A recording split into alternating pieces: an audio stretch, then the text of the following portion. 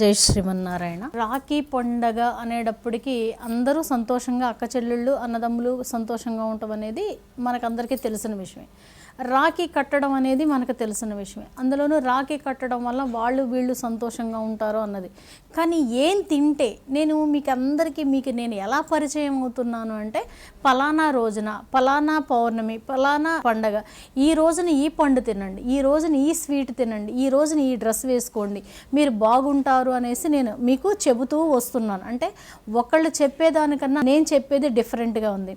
అలాగే ఇప్పుడు నేను చెప్పేది గనక మీరు అంటే రాఖీ కట్టిన తర్వాత అన్నకి కానీ లేదంటే తమ్ముడికి కానీ ఇప్పుడు నేను చెప్పిన పండు కానీ నేను చెప్పిన స్వీట్ కానీ గనక పెట్టినట్టయితే వాళ్ళు చక్కగా ఉండటమే కాకుండా, వాళ్ళు సంతోషంగా ఉండటమే కాకుండా మిమ్మల్ని కూడా సంతోషంగా ఉంచడం అనేది జరుగుద్ది. ఏంటి అంటే, ఎవరైనా సరే అంటే అన్నకి కానీ తమ్ముడికి కానీ రాఖీ గనక కట్టినట్టయితే గనక ఫస్ట్ పండు పెట్టండి. ఏం పండు పెట్టాలి అంటే గనక ఆరెంజ్. అంటే మీకు అందరికీ తెలుసు నాగపూర్ కమలా వస్తుంది. ఇప్పుడు కమల రావట్లేదమ్మా అంటారు, నాగపూర్ కమలా వస్తుంది.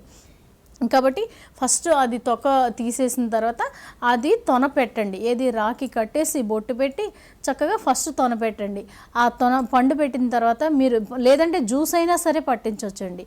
ఆ తర్వాత ఏం చేస్తారంటే లడ్డు అంటే బూందీ లడ్డు, శనగపిండితో చేసిన ఆ బూందీ లడ్డూను కనుక మీరు పెట్టినట్టయితే చక్కటి బలం అండి. ఎంతటి శక్తి అంటే ఆ బూందీ లడ్డు వలన గురుడు శక్తి, అలాగే ఈ పండు వలన సూర్యుడు శక్తి, ఈ రెండు కూడా మీకు కట్టిన వాళ్ళకి అంటే కట్టించుకున్న వాళ్ళకి కట్టిన వాళ్ళకి దక్కి చక్కటి ఉన్నత స్థితికి వెళ్ళటమే కాదు, మీ ఇద్దరి మధ్యన ప్రేమ అంటే అన్న చెల్లెళ్ళు అక్క తమ్ముడు వీళ్ళ మధ్యన ప్రేమతోటి బంధం అనేది నా అక్క నా చెల్లి నా తమ్ముడు అన్న ప్రేమానురాగాలతోటి ఈ సంవత్సరం అంతా మీకు నడవడం అనేది ఉంటుంది.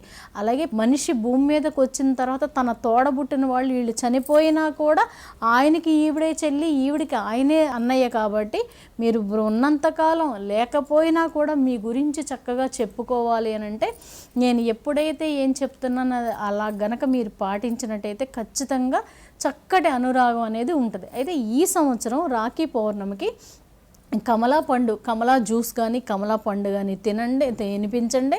అలాగే లడ్డు గనక ప్రసాదం పెట్టినట్టయితే చాలా సంతోషంగా ఉంటారు. జై శ్రీమన్నారాయణ.